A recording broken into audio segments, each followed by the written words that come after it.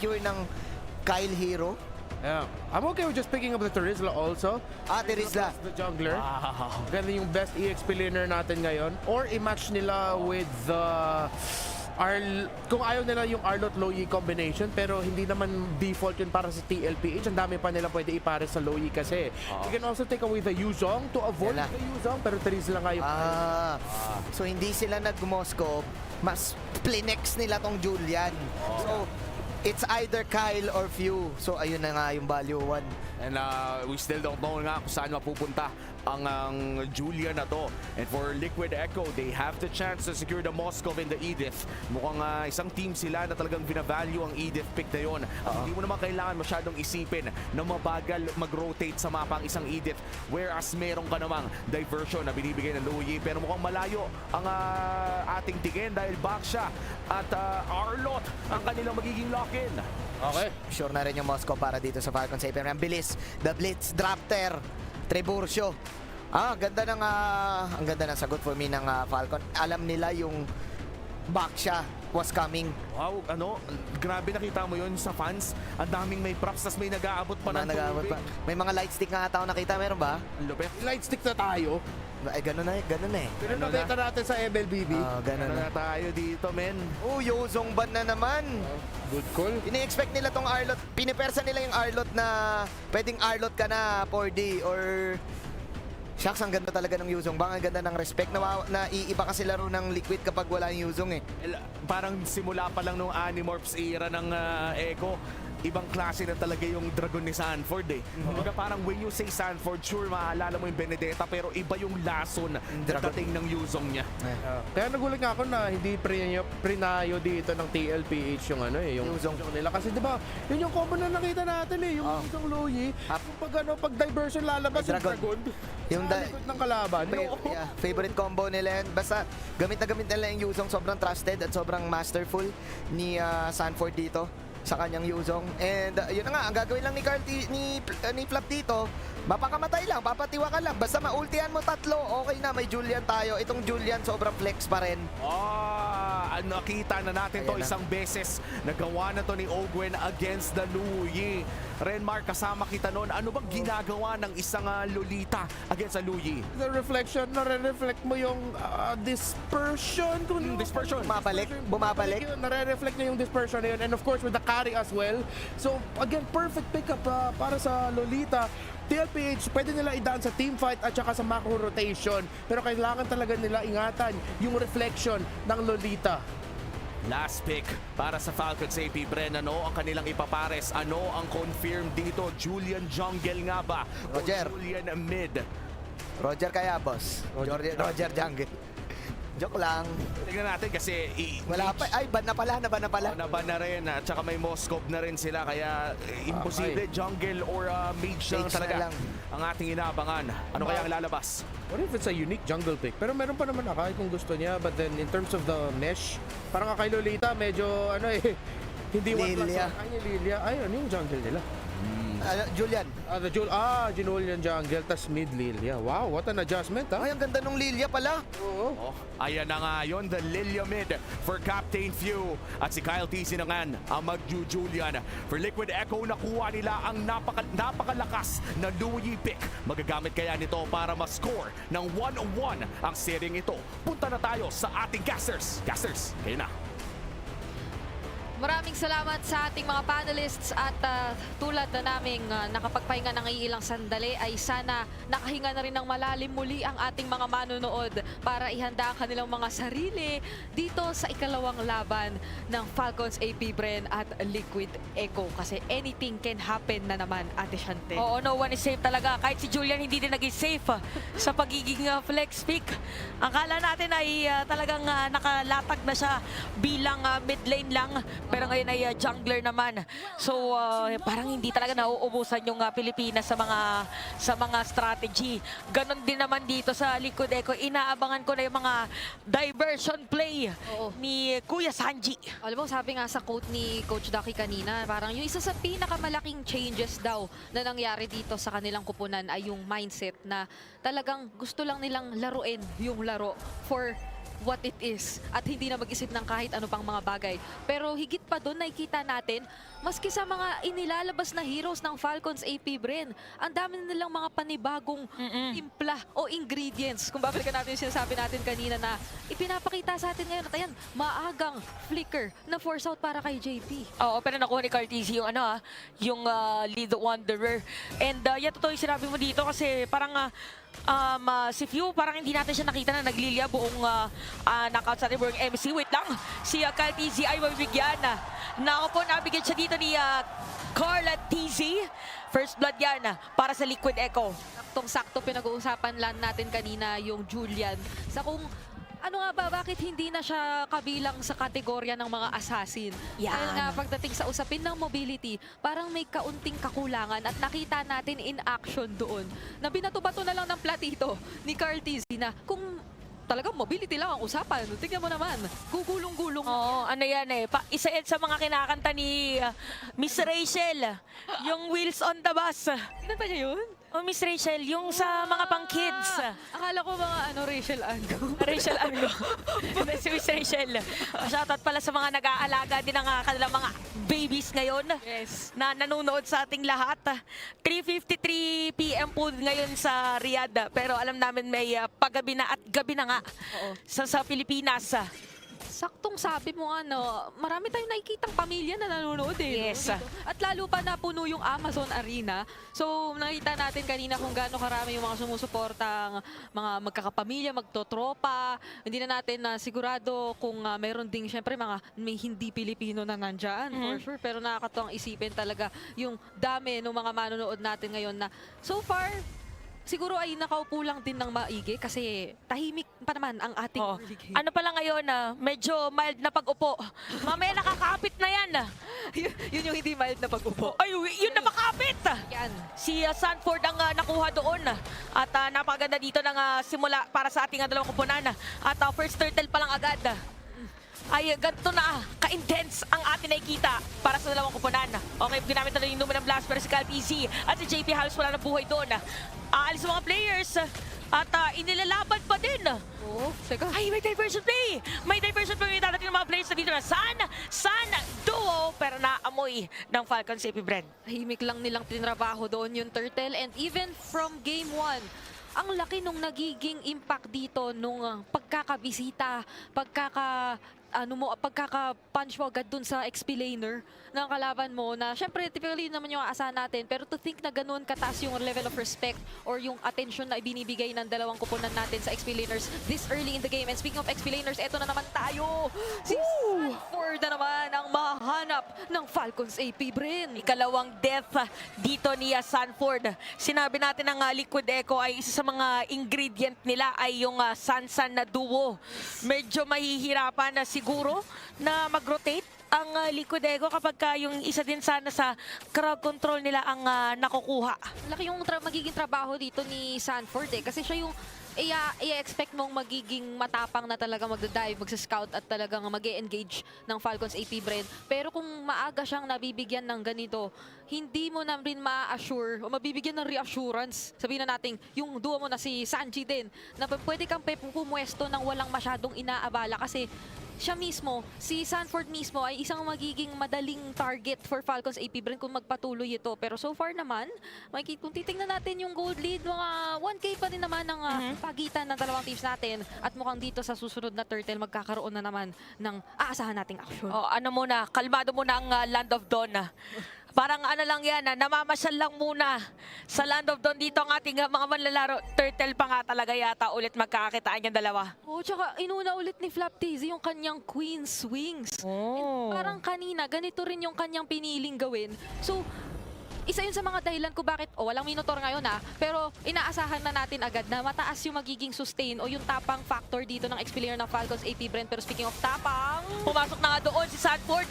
Lumabas sa may diversion. Pero kala nandun na naman si Flap TZ. Talagang galit na galit mag-penalty zone. Gusto nilang i-penalize dito mga players. Dahil naka-ready side ng Falcons AP Bren. Si Sanford nandito na rin. At dediretso pa nga siya na ang target ngayon. Flicker ginamit na. At aatras ang mga players natin.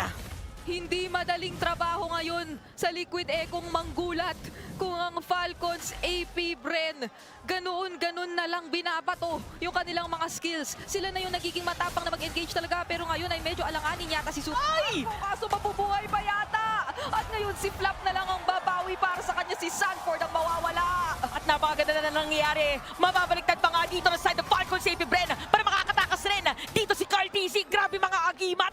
Dito ang pinapakita ng mga players natin. Kung ano yung kinatahimik naman ng laro natin kanina, Ate Shans, bigla na lang binawi ng ganun eh. Pabugso-bugso ngayon yung damdamin eh, no? Tahimik, tas biglang may konting team fight. Pero napapansin ko ngayon sa side ng Falcons AP Bren ay naka-ready sila lagi. Oh, yan, sila Boss Jeff. Oh, ano kaya ang naging breakfast kanina ng nila Madam Mitch? Napapaisip ako, kumuha ba ulit siya ng bacon tapos nagpagawa siya ng sunny side up na... Ganun ba yung ano niya? Nung huli ko kasi siya nakita sa buffet, parang gusto niya sunny side up. Yung Parang na-miss ko din bigla magkano ng Sunny side up. Scrambled kasi. Scrambled yung pinapaluto mo, omelette eh. Ay, omelette? Di, sige, balikan na tayo dito. Nadadamay na yung egg corner. Oo. Okay. Ano muna tayo? Up? Okay. Okay. Ito na naman yung moments na mabagal yung laban natin. Siguro alam din kasi ng mga teams na may mga ano yan eh, may mga timers Oo. na next time na muna tayo magti-team fight. Objective muna ulit. Ay, nakuha na naman ni Carty. Ang gusto ko lang sabihin, sanay si Carty si magbato ng planggana. Yep. Tsaka kung nakapanong Falcons AP Bren na ganun yung gustong maging takbo ng Liquid Echo. So baka ganun na ang dahilan kung ba't nakikita nating mas nakikipagsabayan sila ngayon in terms of that. So mas nagiging madalas yung mga team fights, eh yun yung mas gusto nilang mangyari ngayon. Pero speaking of, Liquid Echo hindi rin naman sila masyadong takot mag-engage katulad na lamang yan. Grabe naman talaga si Flap TC pero may sagot doon na may Owas Yuri. At diretso pa nga ng magandang final slash. At habulin ngayon ng mga players ng Phantom Saving Brenda. Mula kami dadating pa nga yata. Biglang tatlo, di ba? Players na Liquid Echo ang hahabol dito kay Ogwen. At makakatakas pa rin yata. Hindi nabangga pa. Makakatakas pa nga. Dito. Ay! Nabato na naman ng palanggana. At Flap TC laban dito sa tatlo. Hindi niya yata alam na tatlong players dito na sa The Liquid Echo ang pwede to-market sa kanya. Pero napakakunat ni Flap TC. Mukhang mapatay pa kasi JP. Oh my God! Ang kunat ni Flap!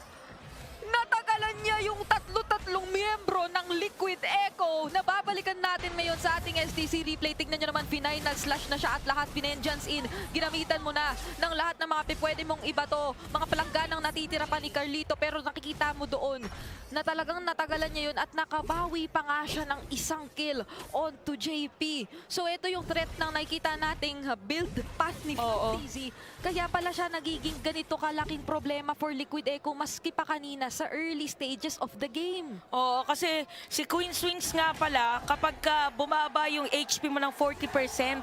Oo. Ay, nako Ay, Okay, face check lang. napakiramdaman ah. Oo, na parang alam din yata. Yung mga ganyang klase kasi na diversion, minsan may epekto yun eh. Parang tataas talaga yung balahibo mo na, ano yun? Eh, hindi ko naman kasi malalaman na andyan sila.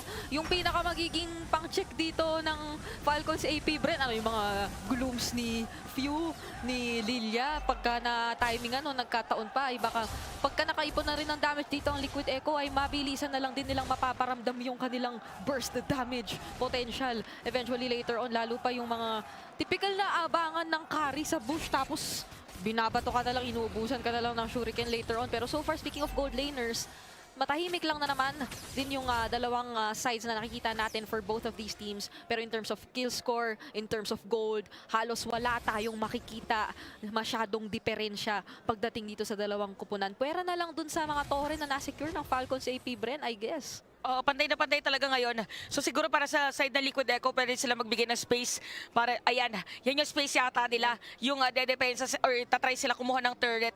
Pero ang ganda ng position, ang ganda ng play nung actually, yung play, guys, is yung parang pinaka gusto lang gawin na dedepensa si Super Marco dun sa mga side lanes kahit na merong Lord. So, dahil dyan, yung tatlo players na Liquid Echo, yung gusto sana lang gawin, naiilang, pero yan yata pampula. Ay! Ito yung sinasabi natin na nakakapanindig ng balahibo pag may player na alam mong nandun doon sa may Gedli. O tingnan mo, dahil doon, napakalaking impormasyon at ang tapang na ng Falcons AP Bren na umangat at umabante kontra dito sa Liquid Echo. Pero mag-iingat lang din naman sila at hindi pa rin pipiliing lumaban. By the way, ay Lord na pala ang ating tinitignan. Kaya nila isinasayaw ng ganito. Pero hindi natin namamalayan na Lord na siya. Oo, dire-diretso lang kasi. Tsaka ang ganda ng ginawa ni Carl TZ. Kasi yung Falcons AP Bren, nung nakita nila na mayroong 3 sa baba, pwede sana sila mag-Lord. Pero alam mo yung tinatry kuhanin, mas kaya kasing kumuha ng damage dito ni Carl TZ. Pero makakahuli dito with the final slash, biglang nabulaga. Yung taga-setup lane nakuha nila. Pero si Open dito, okay, I got you. Merong domino blast. Pero not enough ngayon ang mga kasapi ng Falcons AP Bren. Kailangan nilang antayin si Flap TZ. At dahil kompleto Liquid Echo, mukhang silang dalawa or silang team ang magsisimula na, wag na lang. Oh, huwag naman lang muna pero sobrang game-changing nung kahit sabihin natin si Sanford yung isa sa mga pinakamaagang pinuruhan dito. Siya pa yung may lakas ng loob na talagang mag-engage or maghanap talaga ng mga ganoong klase ng setups or pickoffs para dito sa Liquid Echo. And talagang naging napaka-rewarding nun for them kasi dahil doon ay napantayan o nahigitan pa nila ngayon yung kalamangan ng Falcons AP Bren. At mukhang hindi na sila basta-basta maiilang din na humanap ng team fight so long as meron silang mga mauulit na ganoong klase ng play. So Falcons AP Bren talagang kinakailangan mag-ingat ngayon. Pero speaking of, nagpapakita na agad-agad si Few at nagpo-poke ng mga miyembro ng Liquid Echo pero 5-5 sila na nandito. Grabe dito si Kapitan Few. Makakalahati niya na agad yung buhay. Hindi kasi naka-purify tsaka ano din kasi may black shoes pa. So sabi niya, kaya ko pa naman tiisin if ever na ako yung targetin. Ayun lang. Kaya niya to kasi siya yung kapitan. Siya yung talagang sasalo para sa kanyang mga kasama. At ngayon, ano naman kaya ang magiging plano? Sino mauuna sa dalawang kupunan na ito? Dahil kung makikita natin, hindi tumitigil si Kapitan Few na magbato ng mga glooms. Pero eto na yung sagot. Final slash, nag-engage na nga. Penalty zone, isama mo pa. Pero ilalaban na ba ito? Nandito na si Carl TZ. At hinahanap na nga dito at inaabangan kung sino may magandang setup play. Si Sanford papasok doon. Lumina blast, mapipigilan dito ng Spare Talk ni JP. At napagandang pag-vacuum doon kay Sanji at sa hinaba-haba ng mga nangyayari. Wala pa rin magsisimula ng Lord. Wala pa rin mamamatay. Eto na naman tayo. Kailangan na talagang pagdaanan natin yung napakaraming teamfight pero walang mapipick off. Ganun na yung kailangan mong abangan pagdating sa Liquid Echo at Falcons AP Bren. Lalo pa at meron kasing Lord objective on the line. So talagang yung bawat gagawin nila from this point onwards ay magiging napakalaki or napaka-risky kung tutuusin.